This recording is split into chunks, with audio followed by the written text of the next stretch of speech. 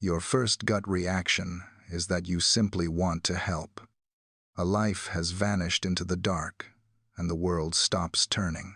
Everyone arrived at the scene with the absolute best intentions, desperate to be the one to bring the missing one home to the family. But that overwhelming rush to help created a devastating sense of chaos and a deadly sense of competition. It was a case of too many cooks, all fighting for control, all well-intentioned, yet ultimately spoiling the broth of the initial investigation. The police fought a turf war instead of hunting the truth, and the noise of their egos drowned out the silence of the evidence. Before we open this file and descend into the mystery of the silent chaos, please take a moment to click the like button and subscribe to our channel to support this content. Now, let us witness how the desire to be a hero became the very thing that let the shadow slip away. The silence was the first thing that was wrong. It was 10 o'clock at night, and the apartment should have held the soft, rhythmic sounds of peaceful sleep. Instead, it held a vacuum. The mother stood at the threshold of the bedroom, her hand gripping the doorframe. The door, which they had left slightly ajar, was now standing wide open. The window was gaping. The heavy metal shutter, which required significant force to lift, was raised all the way to the top. She stepped inside. The bed was empty. The pillow was indented, and the soft toy was there. But the victim was gone. The transition from peace to absolute terror was instantaneous. She did not call out initially. She spun around and ran. Her feet struck the tiled floor as she sprinted back to the restaurant where they had been dining. Her voice tore through the night air, shattering the atmosphere of the resort. She screamed a single sentence that would be repeated in police files for years to come. She has been taken. The reaction at the table was immediate. It was an explosion of panic. Everyone stood up. Chairs were knocked over. The father ran back to the apartment, followed by the friends. They entered the room not as investigators, but as terrified civilians. In their desperation, they touched surfaces. They gripped the door handles. They leaned on the window sills. They opened the wardrobe doors and checked under the beds. With every touch, they were unknowingly erasing the invisible story left behind by the perpetrator. The forensic integrity of the room was destroyed in less than 60 seconds. The staff of the resort joined the search. Waiters and receptionists fanned out into the complex. They had flashlights, but the beams cut through the darkness wildly, lacking a systematic grid. They shouted the name of the missing. The name echoed off the white walls of the apartments, a chorus of voices that drowned out any potential subtle sounds of movement in the shadows. They checked the swimming pools first, driven by the primal fear of water. The pools were empty. It took time for the authorities to arrive. When the first two officers stepped out of their vehicle, the language barrier descended like a heavy curtain. The officers spoke almost no English. The group of friends, fueled by adrenaline and terror, spoke rapidly in their native tongue. The father tried to explain the mechanics of the shutter, gesturing that it could not be opened from the outside. The officers looked at the window, then at the door. They did not cordon off the apartment. They did not seal the perimeter. They treated the situation as a missing person case, assuming the subject had wandered off and would be found asleep in a nearby garden. The golden hour, that critical first 60 minutes, where the trail is hot and evidence is fresh, was bleeding away. While the police stood by the door, people continued to walk in and out of the apartment. The timeline became fractured. One friend went to the reception to call the police again. Another ran to the beach. The search was frantic and loud, a chaotic release of energy that lacked direction. By 3 o'clock in the morning, the situation had deteriorated into exhaustion and despair. The specialized detectives had been summoned, but the delay was significant. The roads leading out of the village remained open. There were no roadblocks set up at the borders. Vehicles moved freely in and out of the area, slipping away into the night while the searchers focused on the tennis courts and the alleyways. The initial gut reaction of everyone present was to help, but their unchecked movement had created a layer of confusion that settled over the scene. The parents walked the streets, shouting until their voices were raw, while the silence of the empty bed grew louder with every passing hour. The news hit the United Kingdom not as a whisper, but as a shockwave. It traveled through telephone lines and secure servers, waking chief constables and government ministers from their sleep. By dawn, the machinery of the British state was grinding into action. In the headquarters of the local force in Leicestershire, the mood was one of immediate obligation. This was a family from their jurisdiction. The chief constable felt a personal weight of responsibility. The gut reaction was simple and human. We must go to them. We must bring the child home. A team was assembled in a briefing room that smelled of stale coffee and high tension. They began to plan the deployment of family liaison officers to fly to Portugal. However, in London, at the headquarters of the Metropolitan Police, a different dynamic was unfolding. The Met was the giant of law enforcement, possessed of vast resources and international experience. When the senior commanders heard of the disappearance, their instinct was that this case was too big for a regional force. They believed they should lead.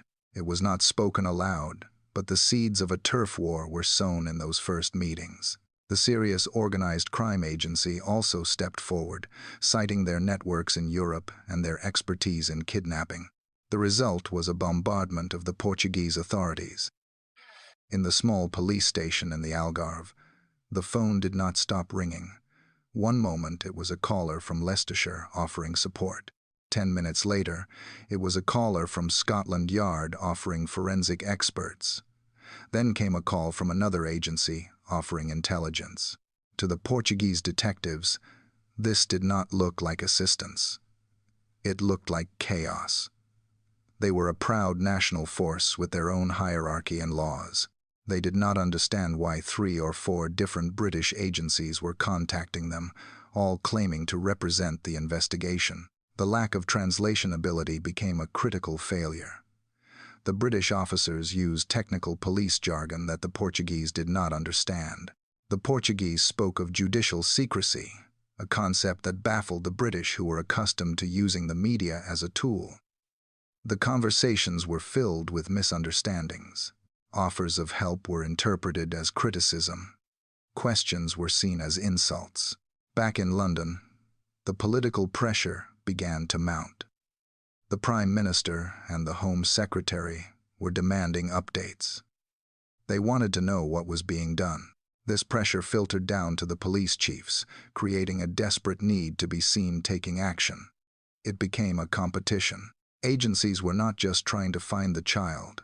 They were trying to justify their existence and their budget. They wanted the prestige of being the ones to solve the case. The Association of Chief Police Officers made the decision to keep Leicestershire as the lead force, adhering to protocol regarding the family's residence. The secret report would later describe this as a mistake. The regional force was ill-equipped to handle the sheer volume of information. The Crime Stoppers charity opened a hotline, and thousands of calls flooded in. Psychics, well-wishers, and tourists who thought they had seen something weeks ago clogged the lines. There was no single national computer system to collate this data. Information taken by one agency was not always shared with the others. In the midst of this bureaucratic storm, the Portuguese police felt besieged. They felt that the British were acting like a colonial power, trying to dictate how the investigation should be run on foreign soil. The relationship, which should have been a partnership, turned into a standoff. Information stopped flowing freely. Suspicions grew, and while the agencies fought over jurisdiction and protocols in air-conditioned offices thousands of miles away, the trail in the resort town grew cold. The well-intentioned rush to help had created a noise so loud that it drowned out the truth. The arrival of the British officers in the Algarve was not a relief. It was a collision. When the plane touched down, it carried not just investigators, but the weight of an entire nation's expectation. The team from the United Kingdom stepped onto foreign soil believing they were the cavalry, the experts arriving to bring order to chaos. They carried with them the assumption that their methods were superior, their technology more advanced, and their instincts sharper. They did not realize that this arrogance was the very thing that would cripple their mission before it had even begun. Inside the local police station, the atmosphere was already toxic. The Portuguese detectives had been working without sleep for days. They were exhausted, frustrated, and under immense pressure from their own government. To them, the arrival of the British advisors was not an offer of help. It was an insult. It implied that they were incompetent, that they could not handle a crime in their own backyard without supervision from London. When the two groups finally met in a cramped conference room, the air was thick with unvoiced resentment. The British officers, fresh and authoritative, immediately began to ask questions that sounded like accusations. They asked about the preservation of the crime scene. They asked about the phone logs. They asked about the border checks. Every question was a needle pricking the pride of the local force. The Portuguese lead detective sat with his arms crossed, listening to the translation with a stone face. He knew things the British did not. He knew the rhythm of the local criminals, the geography of the land, and the subtleties of the culture. But he did not share this. He felt that the British were not there to listen, but to dictate. The conflict of methodology became the first battleground. The British policing model relied heavily on the media. They wanted to flood the airwaves with appeals, to put the parents on television, to keep the face of the missing child on every front page. They believed that public awareness would flush out the perpetrator. The Portuguese system was diametrically opposed. Their law was built on the secrecy of justice.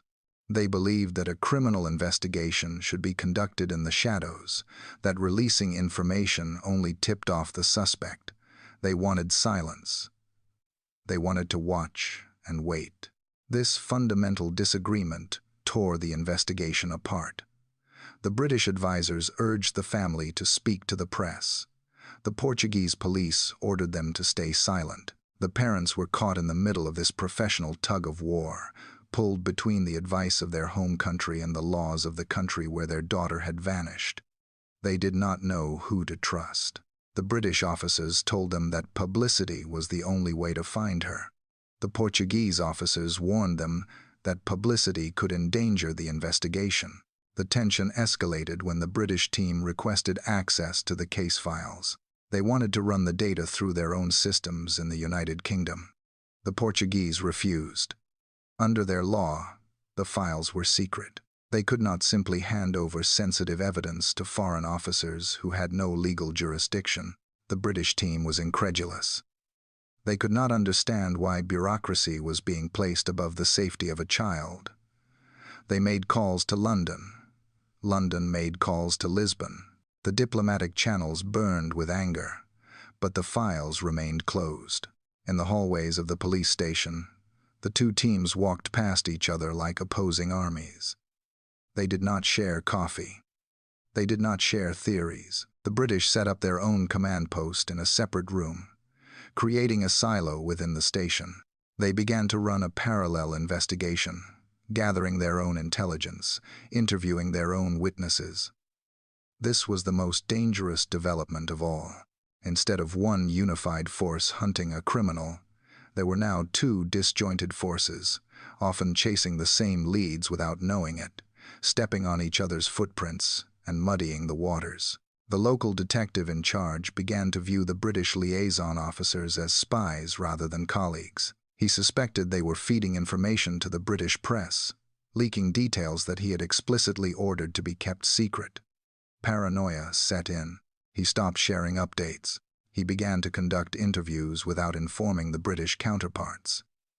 The partnership had dissolved into a Cold War. The descent into dysfunction was complete, and in the noise of the argument, the silence of the missing child went unheard. Language is more than just vocabulary. It is the architecture of thought. In the investigation of the missing child, the collapse of language became the collapse of truth. The phrase lost in translation ceased to be a metaphor and became a terrifying reality. The interviews with the witnesses were the first casualties. The friends who had been dining with the parents were crucial.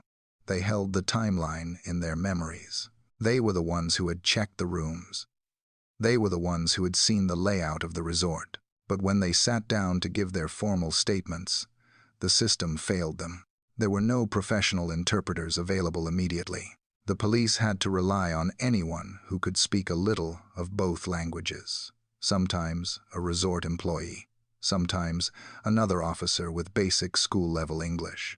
Nuance was stripped away. Words that indicated uncertainty were translated as facts. Words that indicated specific times were translated as vague estimates. A witness might say they saw a man carrying the victim, but the translation might come across as holding the victim, a subtle difference that altered the psychological profile of the suspect. The emotional tone of the statements was flattened. The fear, the hesitation, the precise inflection of a voice recalling a trauma. All of it was lost when filtered through a translator who was merely summarizing the gist of the conversation. The most catastrophic failure occurred in the translation of legal concepts. The British legal system and the Portuguese legal system were alien to one another. The British officers kept using the term suspect and witness. The Portuguese used the term arguido. There was no direct translation. An arguido was more than a witness, but less than a charged suspect. It was a formal status that gave a person rights, including the right to remain silent. The British public and the British press did not understand this. When the Portuguese police later suggested making someone an arguido, the British interpreted it as an accusation of guilt. The Portuguese intended it as a procedural necessity to allow for deeper questioning. This misunderstanding poisoned the public perception. The British press, fed by leaks and misunderstandings, began to portray the Portuguese police as malicious or desperate to frame someone. The Portuguese police, reading these translated reports, felt slandered. They believed the British were twisting their procedures to suit a narrative. The hotline established in the United Kingdom was another Tower of Babel. Thousands of calls were logged. A woman in Nottingham thought she saw the child. A man in Glasgow had a vision. A tourist who had been in the Algarve 2 weeks prior remembered a strange van. These leads were typed into a British database in English. To be useful, they had to be sent to Portugal, translated into Portuguese, and then assigned to a detective. The backlog was insurmountable. There were simply not enough translators to handle the volume. Critical leads sat in an inbox for weeks, untranslated and unread. A tip that might have identified a suspect on day 3 was not read until day 20. By then, the suspect could have crossed 3 borders. The sheer volume of information became a wall that blocked the view rather than a window that revealed the truth. The parents found themselves trapped in this linguistic nightmare. They were being interviewed by officers who did not speak their language fluently. They had to rely on interpreters who were exhausted and emotionally drained. They would answer a question, watch the interpreter speak to the detective, watch the detective speak back, and then wait for the translation. In that triangular exchange, they could feel the meaning drifting away. They could see the frustration on the detective's face, and knew that their answer had not landed with the impact they intended. They felt voiceless in the center of a storm that was all about them. The British police tried to bring in their own interpreters, but the Portuguese judiciary blocked them, citing protocol. Only court-appointed interpreters could be used for official statements. This adherence to rigid rules in the face of an extraordinary crisis was maddening to the British advisors. They saw it as bureaucratic obstruction. The Portuguese saw it as the rule of law. As the days turned into weeks, the investigation split into 2 realities. There was the English reality, contained in the files of the Leicestershire police and the reports of the British media. And there was the Portuguese reality, contained in the sealed dossiers of the local judiciary. The 2 realities drifted further apart. The timeline established by one side did not match the timeline established by the other. The descriptions of the suspect differed. The focus of the inquiry diverged. The failure to speak one common language, both literally and procedurally, meant that the investigation was not a single arrow flying toward a target, but a handful of dust thrown into the wind. The conflict began not in the sun-bleached streets of the southern resort, but in the gray, fluorescent-lit corridors of power in the United Kingdom. While the search for the missing child was ostensibly a unified effort, the reality behind closed doors was a fractured mess of egos and ambition. The designated lead force was Leicestershire, the constabulary responsible for the county where the family resided. By protocol, they were in charge. But in the shark tank of British policing, protocol was often devoured by power. The Metropolitan Police, the Leviathan of London, watched the investigation with a critical, predatory eye. To the commanders at Scotland Yard, the idea that a regional force could manage a crisis of this international magnitude was laughable. They believed that Leicestershire lacked the muscle, the budget, and the sophisticated intelligence networks required to navigate the labyrinth of Portuguese law and European diplomacy. They did not wait to be invited. They pushed their way in. The friction manifested in a series of tense, high-level meetings that were less about strategy and more about territory. The Leicestershire commanders sat on one side of the table, defending their right to lead, clutching the official guidelines that gave them jurisdiction. Opposite them sat the representatives from the Metropolitan Police and the Serious Organized Crime Agency. The London officers spoke with the confidence of men who were used to handling terrorism and organized crime syndicates. They subtly undermined the regional officers, questioning their decisions, second-guessing their resource allocation, and offering support that felt dangerously like a takeover. This internal civil war spilled over into the operational field. The Portuguese authorities found themselves on the receiving end of a bewildering dual command structure. A detective in the Algarve would receive a phone call from a Leicestershire liaison officer requesting a specific witness interview. An hour later, the same detective would receive an email from a Metropolitan Police analyst suggesting that the interview was unnecessary and that they should focus on financial records instead. The Portuguese were baffled. They assumed the British police were a single, cohesive entity. They did not understand the tribalism that plagued the system. To them, it seemed as though the British were schizophrenic, giving orders with one hand and countermanding them with the other. The confusion bred paralysis. Unsure of which British voice carried the true authority, the Portuguese investigators often chose to listen to neither, retreating into their own procedures to avoid the headache of foreign politics. The Serious Organized Crime Agency added a third layer of opacity to the turf war. They operated in the shadows, dealing in intelligence that they were reluctant to share even with their own colleagues in uniform. They had agents who specialized in kidnapping and trafficking, men and women who moved in the dark world of covert surveillance. They opened their own channels of communication with the Portuguese judiciary, bypassing the Leicestershire command entirely. Information became a currency, hoarded rather than spent.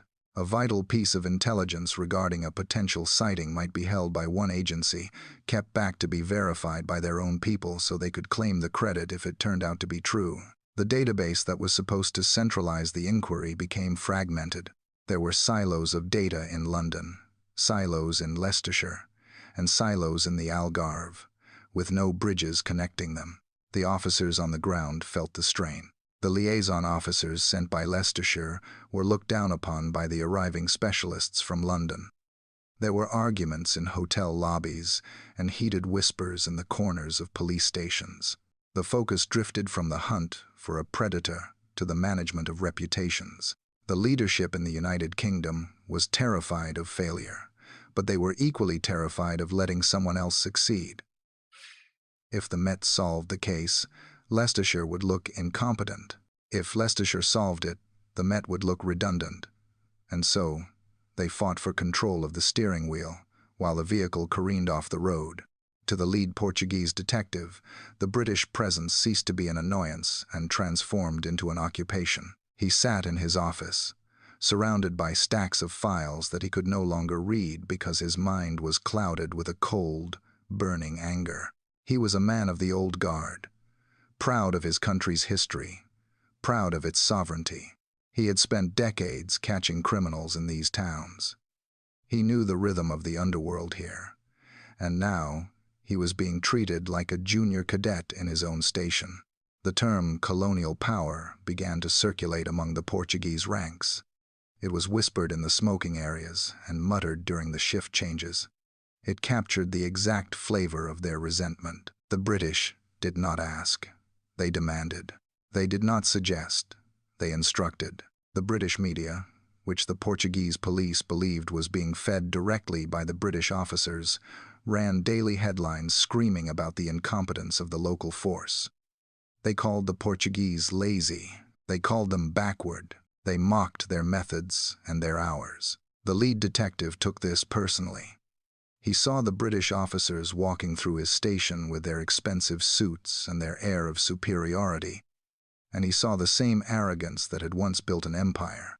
They acted as if the Portuguese laws were mere suggestions, obstacles to be bullied out of the way. When the British ambassador became involved, applying diplomatic pressure on the Portuguese government to speed up the investigation, the line was crossed. It was no longer a police cooperation. It was a violation of national dignity. This psychological wall had catastrophic consequences for the investigation. The Portuguese team closed ranks. It was a defense mechanism. If the British were going to leak to the press and insult their competence, then the British would no longer see the evidence. The judicial secrecy laws, which had been applied loosely at the start, were now clamped down with iron rigidity. The lead detective issued a silent order. Tell them nothing. When the British liaison officers asked for updates on forensic results, they were met with polite shrugs and vague answers. When they asked to sit in on interrogations, they were told it was against procedure. The flow of information stopped dead. The Portuguese investigators began to work in a bubble, deliberately excluding their foreign counterparts. They felt that to share information with the British was to hand ammunition to an enemy who would only use it to shoot them in the back. The resentment twisted the direction of the inquiry. The Portuguese detectives began to look inward. They felt that the British were too quick to dismiss the possibility that the answer lay closer to home. They felt the British were blindly protecting their own citizens while pointing fingers at the local population. The lead detective began to suspect that the British police were not independent, that they were working as agents of the parents rather than agents of the truth. This suspicion became the lens through which they viewed every new piece of evidence. If a British dog handler said the dogs alerted to a scent, the Portuguese questioned the dog's training. If a British forensic expert offered a theory, the Portuguese looked for the flaw. They were no longer investigating a crime. They were fighting a political battle to prove that they were right and the invaders were wrong. The breaking point came when a senior British officer publicly criticized the pace of the inquiry. The Portuguese lead detective read the translated comments and felt a cold resolve settle in his chest.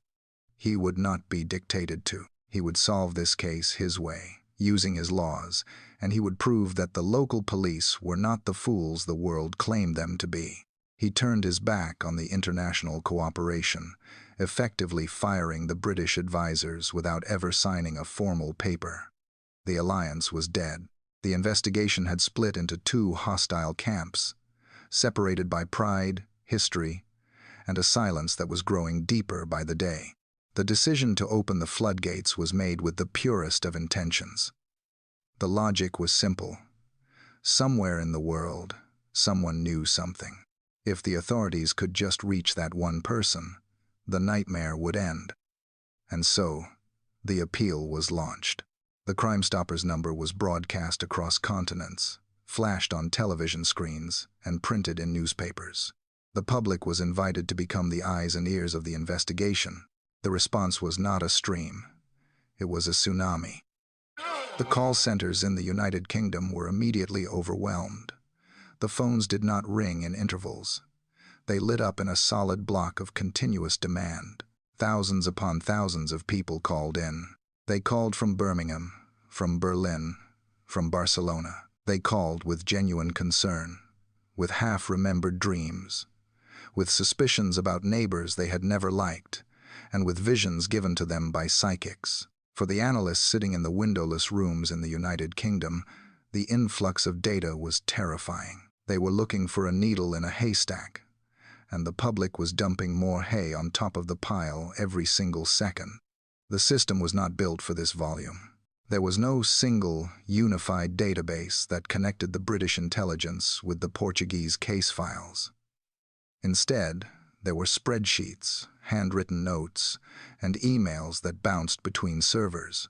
A junior analyst, young and eager to prove his worth, found himself drowning in the noise. He sat before a screen that scrolled endlessly with sightings. A woman in Morocco claimed to have seen a blonde victim. A man in Belgium reported a suspicious car. A tourist in Spain thought they heard English being spoken by a crying person. Each of these leads had to be treated as credible until proven otherwise. This was the mandate. No stone was to be left unturned, but the sheer mechanics of the operation made this impossible. To verify a sighting in Morocco, the British police had to contact the Foreign Office, who had to contact the Moroccan authorities, or they had to route the request through Interpol. It was a process that took days. By the time a local police officer in a foreign country was dispatched to check a CCTV camera or interview a shopkeeper, the trail was cold. The sighting had moved on, or the tape had been overwritten. The analyst found a potential connection, a name that appeared in 2 different calls from 2 different countries. It was a fragile thread, but it was a pattern. He tried to escalate it. He walked the file up the chain of command, but the chain was broken. His superiors were swamped with requests from the media liaison team. They were busy preparing statistics for the daily briefing. They glanced at his report, nodded, and placed it in a tray marked for review. The tray was already full. The report sat there, buried under 100 other urgent memos. The urgency of the golden hour had been replaced by the paralysis of the information age. The hotline, intended to be a lifeline, had become a noose that was strangling the investigation. The police were no longer hunting a criminal. They were managing a database. They were administrators of chaos, sorting through the debris of well-meaning public panic. The tragic irony was that the perpetrator, if they were watching, would have felt safe. They were hidden not by silence, but by noise. The police were chasing ghosts in 1,000 different directions. Their resources spread so thin that they became transparent. The analyst watched the 4-review tray grow higher with each passing day, knowing that somewhere in that stack of paper was the truth, suffocating under the weight of good intentions. While the analysts drowned in data, the commanders drowned in politics. The investigation had ceased to be solely a police matter. It had become a diplomatic incident. The face of the missing child was the most recognized image on the planet. The Prime Minister of the United Kingdom discussed it with his cabinet. The ambassadors in Lisbon and London were summoned for urgent talks. The pressure did not come in the form of direct orders to find the child. It came in the form of a demand for control. The Home Office and the Foreign Office required constant updates. They needed to know what to say to the press, what to say to their voters, and what to say to their counterparts in Portugal. This demand for information reversed the flow of the investigation. Instead of the officers on the ground feeding intelligence up to the detectives to solve the crime, the detectives were forced to stop their work to feed reports up to the politicians. High-ranking officers in Leicestershire and London spent their days sitting in gold group meetings, strategic summits that were supposed to guide the inquiry, but often devolved into public relations exercises. The agenda in these meetings was dominated by the question, how does this look? If the British police criticized the Portuguese publicly, would it cause a diplomatic rift? If they sent more officers, would it look like an invasion? If they withdrew, would it look like abandonment? The decisions were being made based on optics, not forensics. A senior detective, A man who had spent his life in the grim reality of murder squads found himself being lectured by civil servants about the tone of his reports. He was told to soften his language regarding the lack of Portuguese cooperation. He was told to emphasize the partnership even though he knew the partnership was a sham. He was forced to massage the truth to fit the political narrative that everything was being done that could be done. The Portuguese authorities felt the weight of this political hammer even more acutely. Their government was embarrassed. The Algarve was a tourist jewel, and the global coverage was painting it as a dangerous, lawless place. The Portuguese politicians leaned on their police chiefs. Solve this, and solve it now. Make it go away. This pressure from above forced the Portuguese police to look for a quick resolution. They did not have the luxury of a long, slow, methodical inquiry. They needed a suspect. They needed to show the world that they were in control. The political need for a conclusion began to warp the investigative logic. They stopped looking at the broad picture and began to tunnel vision on the people closest to the center, the parents. In London, the British police were aware of this shift. They saw the signs that their Portuguese colleagues were turning on the family, but they were paralyzed by the political necessity of maintaining the relationship. They could not publicly denounce the Portuguese police without causing a diplomatic crisis. So, they stayed silent in public while privately fuming. The investigation had become a theater. The politicians were the directors. The police chiefs were the producers. And the detectives were merely actors trying to remember their lines while the set burned down around them. The urgency to find the child was replaced by the urgency to survive the scandal. Every decision was weighed against its potential political cost, and in the silence of the night, when the politicians went home to their secure beds, the file on the missing child sat on a desk, not moving, trapped in the amber of bureaucracy and fear. The political machine was running at full speed, but the wheels were not touching the ground. The atmosphere in the investigation room did not change gradually. It snapped. For weeks, the parents had been treated as victims, enveloped in a fragile cocoon of sympathy. But as the summer heat intensified, the mood within the Portuguese police station curdled. The pressure from the British government, the insults from the British media, and the lack of a breakthrough had created a toxic pressure cooker. The detectives needed a resolution. They needed the noise to stop, and when they looked at the evidence, filtered through the lens of their exhaustion and resentment, they began to see a different pattern. The shift was subtle at first. The questions changed. The liaison officers stopped asking who might have taken her, and began asking, why was the victim left unattended? The tone of the interviews hardened. The parents, already shattered by grief, found themselves walking into a trap they did not see coming. They thought they were helping the police hunt a suspect. They did not realize the police were now hunting them. The turning point was the interrogation. It was not a conversation. It was a siege. The mother was separated from the father. She sat in a small room, facing men who no longer looked at her with pity, but with suspicion. They presented her with inconsistencies, tiny fractures in the timeline, moments of confusion in the initial statements, and presented them as lies. They did not understand the chaotic nature of trauma memory. They saw every hesitation as a sign of guilt. The concept of arguido was introduced. It was a legal status that terrified the parents. It meant named suspect. It stripped away their status as victims and placed them in the crosshairs of the state. The police suggested a narrative that was horrific to the parents. That there had been an accident, a cover-up, a conspiracy. They offered a plea deal, a way out, if they would just confess. The parents sat in stunned silence. The betrayal was absolute. The very system that was supposed to be their savior had transformed into their persecutor. They realized that the turf war and the colonial arrogance of the British police had backfired in the worst possible way. The Portuguese police were so desperate to prove that they were not incompetent, so desperate to show that the answer was right in front of them, that they had developed tunnel vision. They were no longer looking for a missing child. They were building a case against the only people who were easy to reach. The British police were paralyzed. They watched this pivot with horror. They knew the intelligence did not support this theory.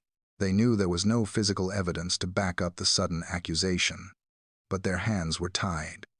If they intervened too forcefully, they would be accused of protecting their own citizens from justice. If they stayed silent, they were complicit in a miscarriage of justice.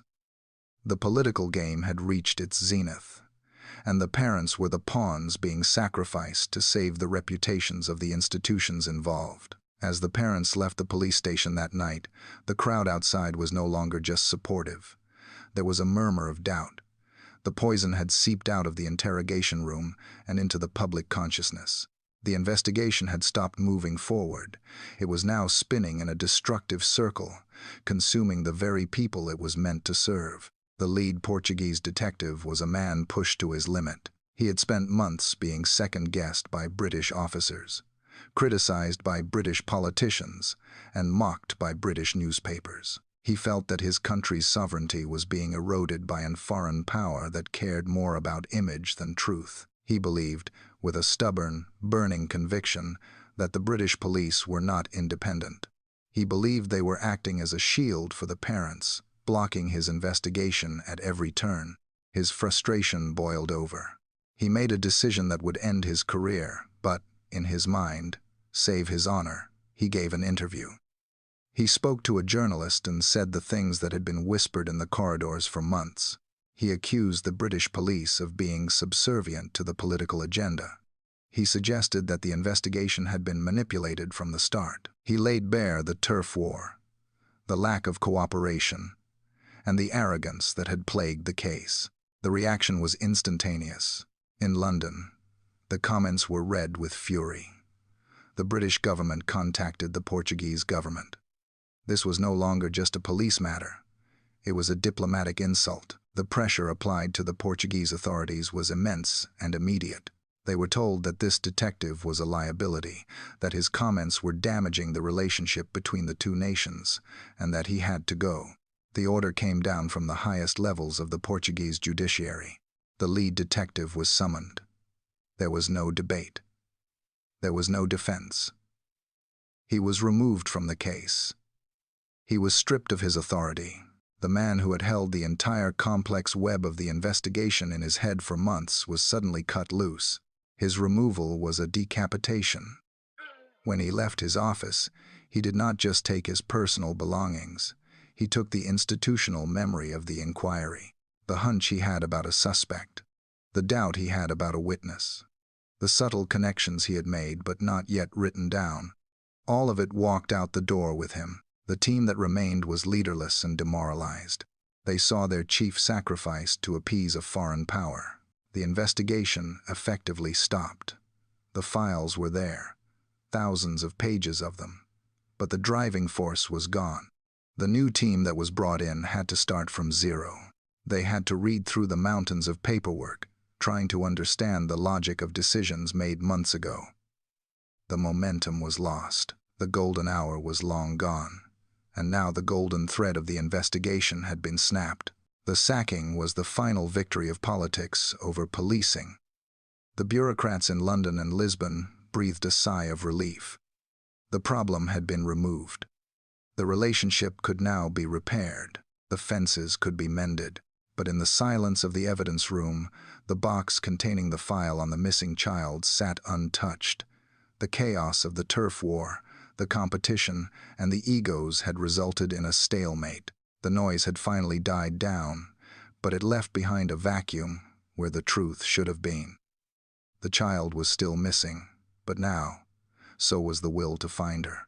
The years did not pass with the noise of the initial investigation. They passed with a heavy, suffocating quiet. The media caravans had long since packed up their satellite trucks and cables, leaving the resort town to return to its sleepy, sun-drenched anonymity. But for the detectives who remained on the periphery of the case, the silence was not peaceful. It was the silence of failure. The investigation had entered a zombie state. It was technically alive, open on the books, but it was not breathing. In the police stations of the United Kingdom, the file was no longer a daily priority.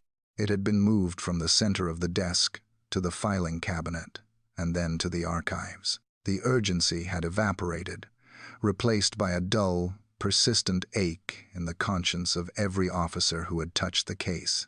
The diplomatic relationship between the two nations had settled into a fragile truce. The mending of fences became the primary objective. Senior officers from the Metropolitan Police would fly to Lisbon not to hunt for a suspect, but to shake hands, to drink coffee, and to apologize for the arrogance of the past. They walked on eggshells.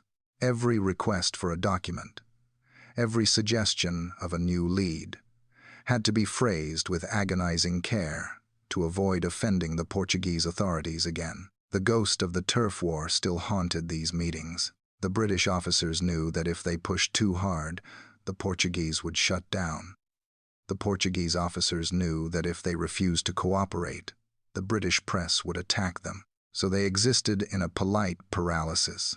They exchanged information that was safe, useless, and bureaucratic. They avoided the hard questions. They avoided the raw, messy theories that might actually lead to the truth because those theories were too politically dangerous. For the parents, this long silence was a different kind of torture. They were trapped in amber. While the world moved on, while governments changed and police chiefs retired, they remained frozen in that single night. They continued to petition, to write letters, to beg for the case to be reviewed. But they were fighting against a system that wanted to forget. To the bureaucracy, the missing child had become an embarrassment, a reminder of incompetence and infighting that everyone wanted to bury. The lasting damage mentioned in the corridors of power was not just to the reputation of the police forces. It was to the trust between the public and the state. The people had watched the chaos, the accusations, and the lack of results, and they had learned that when a child vanishes, the institutions meant to protect them might spend more time fighting each other than fighting the darkness. The silence that stretched over the years was not an absence of sound. It was the sound of a system that had given up. It began as a quiet order. Buried in the administrative paperwork of the Home Office, a scoping review was commissioned. It was not a new investigation. It was an autopsy of the old one. A senior expert, a man who understood the mechanics of victim protection better than anyone, was tasked with opening the crypt. He was given access to the boxes that had been sealed away, the emails, the logs, the memos, and the unread tips. He sat in a secure room, surrounded by the physical weight of the failure. As he began to read, the scale of the dysfunction became terrifyingly clear. He saw the timeline of the golden hour and how it had been shredded by confusion. He read the transcripts of the calls between the Leicestershire Police and the Metropolitan Police, and he saw the ego, the posturing, and the subtle insults that had blocked the flow of intelligence. The report he began to draft was a damning indictment of the too-many-cooks syndrome. He wrote about the chaos of the early days, where well-intentioned agencies had rushed in without a command structure, trampling over each other and the evidence. He noted the lack of a central database, the way information had been siloed in different computer systems that could not talk to one another. He saw the turf war not as a professional rivalry, but as a systemic disease that had paralyzed the response. He found records of translation failures that made his blood run cold. Vital leads from credible witnesses had been mistranslated or ignored because there was no one available to read them. He saw the moments where the Portuguese police had asked for help and received arrogance, and the moments where the British police had offered help and received silence. The author of the report realized that the failure was not due to a lack of effort. Everyone had wanted to help. It was a failure of leadership. The Association of Chief Police Officers had made a bad decision in appointing a regional force to lead an international inquiry. They had sent soldiers into a battle without a general. They had allowed the loudest voices to dominate the room, rather than the smartest ones. As he typed the final conclusions, he knew that this document would be explosive. It described the investigation as haphazard. It stated that the response fell short of what would be expected of any competent force. It laid bare the fact that the child had been let down not just by a criminal, but by the very people who had sworn to find her. The report was classified. It was a mirror that the establishment did not want to look into. It confirmed that the institutions were ill-equipped to deal with such a crisis. It remained a secret, a ghost story told in government offices, a warning of what happens when competition overrides cooperation. The reviewer closed the final folder, knowing that the truth was there, buried in the paperwork, but the chaos of the past had made it almost impossible to retrieve. The system had investigated itself and found that it was broken. The report had been written, signed, and delivered. It contained the autopsy of the failure, but more importantly, it contained the blueprint for the future. The central recommendation was bold and singular: the creation of a national center for missing persons. It was to be a fortress of intelligence, a hub where information from Birmingham, Belfast, and Barcelona would flow into a single stream. It was envisioned as a command post that could trigger instant alerts, freeze borders, and coordinate agencies within minutes of a person vanishing. But as the months turned into years, the author of the report watched in silence as his recommendation dissolved into the ether. The document, which should have been a catalyst for revolution, became a paperweight. The bureaucracy absorbed the shock of the findings and then settled back into its original shape, like memory foam. The resistance was not overt. No one stood up in Parliament or in a police briefing and said that saving the missing was unimportant. The resistance was subtle. It came in the form of budget committees, feasibility studies, and endless working groups. The proposal for the National Center was passed from one department to another, slowly stripped of its power and its funding.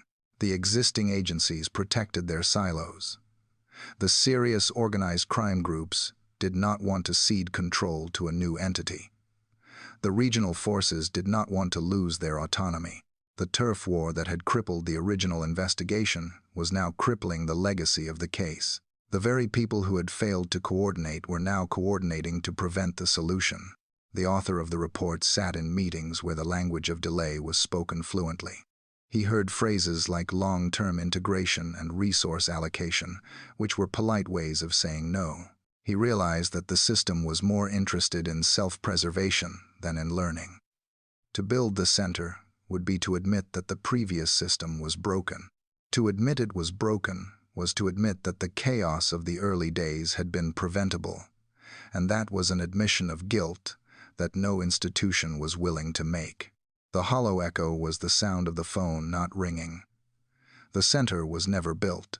The Amber Alert system remained fragmented. The ability to engage social media, highway networks, and airports in a single synchronized blast was never realized. The author knew that if the phone rang today, if another victim vanished under similar circumstances, the response would be terrifyingly similar. The panic would be the same. The confusion would be the same. The competition between agencies would ignite again.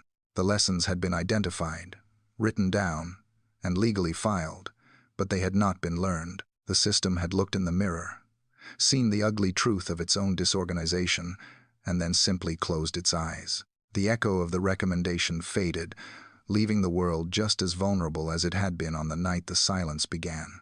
Regret is a ghost that does not haunt houses. It haunts procedures.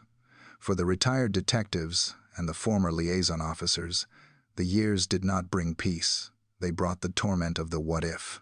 In the quiet of their retirement, away from the noise of the press and the pressure of the politicians, they played the scenario backwards in their minds. They visualized the alternative history, the one where the system worked. In this ghost world, the call comes in. It is routed immediately to the single national center that was never built. A specialized team, trained in international disappearances, takes control within the first golden hour. There is no competition. There is no debate about jurisdiction. The local police in the resort town are not insulated. They are instantly connected to a global network. In this vision, the borders are sealed electronically before the sun rises. The highway cameras are synchronized. The data from the witnesses is not lost in translation. It is fed into a real-time translation hub where nuance is preserved. The parents are not treated as suspects because the forensic profile is managed by a dispassionate, unified team rather than a fractured group of exhausted local officers under political pressure. The ghosts are the missed opportunities. A detective remembers a tip that sat in his inbox for 3 weeks because it needed to be translated. In the alternative reality, that tip is read in 3 minutes. Another officer remembers the argument with the Portuguese judiciary over access to phone logs. In the alternative reality, the protocols are pre-signed and the logs are open. This psychological game was a form of self-torture. The men and women who had been involved knew that their intentions had been pure. They had wanted to help. They had rushed to the scene with their hearts pounding, desperate to be the heroes. But they now understood that their rush was the problem. Their desire to be seen helping had created the fog. They realized that the true enemy had not just been the criminal who took the victim, but the chaos they brought with them. The too many cooks had not just spoiled the broth. They had knocked the pot off the stove entirely. It is the realization that the failure was not inevitable. It was not an act of God or a perfect crime.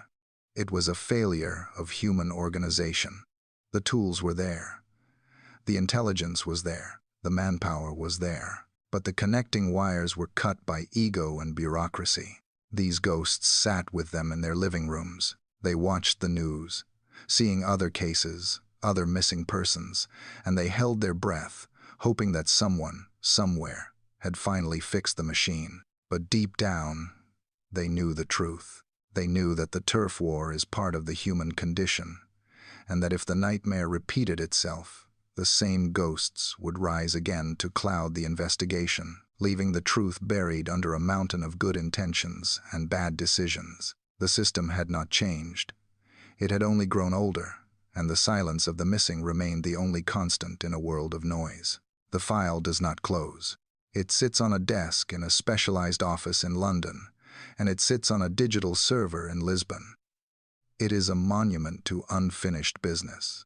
Over the years, the investigation has transformed from a frantic emergency into a bureaucratic institution. It has a budget. It has a rotating staff. It has a name, but it does not have an ending. For the police forces involved, the case has become a permanent scar on their institutional memory. The turf wars of the early days have ended, replaced by a cautious, sterile cooperation. The detectives who work the case now do so with the heavy knowledge of the past. They know they are walking through a landscape that was scorched by their predecessors. Every time they reach for a piece of evidence, they wonder if it was contaminated by the chaotic rush of the golden hour. Every time they read a witness statement, they wonder if the translation is accurate or if the nuance was lost in the Babel Tower of the first week. The relationship between the British and Portuguese authorities is now polite. It is a politeness born of exhaustion and mutual embarrassment. They are like two estranged relatives forced to share a room. They speak, they nod, they sign the necessary paperwork, but the trust is gone. The mending of fences that the diplomats spoke of was superficial. They painted over the cracks, but the foundation remains fractured. The British still feel the Portuguese were too slow. The Portuguese still feel the British were too arrogant. Neither side will ever fully admit that their own ego was the primary obstacle. For the parents, the open wound is not a metaphor. It is their daily reality. They exist in a state of suspended animation. The world around them has moved forward. Governments have fallen, technology has evolved, and children have grown into adults. But for them, the clock stopped on that single night. They are trapped in the silence that the investigation left behind. They have learned to navigate the politics of the police. They know now that the help they were offered in the beginning was a double-edged sword. They know that the rush to be involved was driven as much by interagency rivalry as it was by compassion. They live with the agonizing question of whether the outcome would have been different if there had been one single, unified team instead of a dozen competing voices. The investigation continues not because there are fresh leads every day, but because the alternative is unthinkable.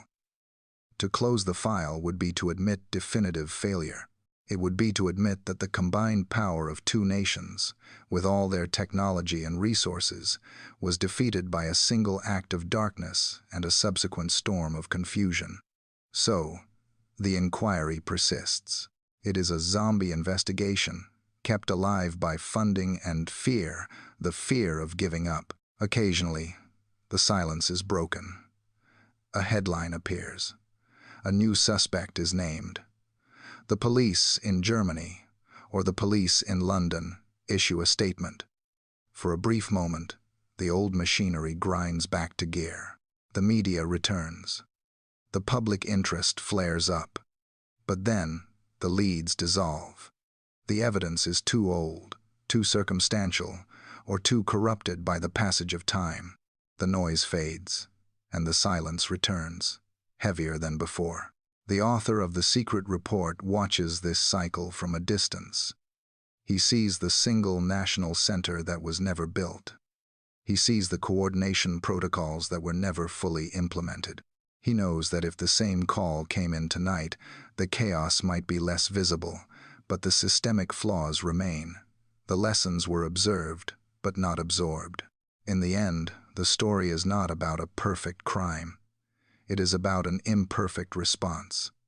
It is about how the very people who rushed to save a child ended up creating a labyrinth of noise that allowed the truth to escape. The tragedy is absolute. The police have their budgets. The politicians have their briefed papers, and the newspapers have their archives. But the room is still empty. It is the echo of the shouting matches in the early meetings, the echo of the unanswered phones, and the echo of the footsteps trampling over the crime scene. The chaos has settled, the dust has cleared, and all that is left is the void.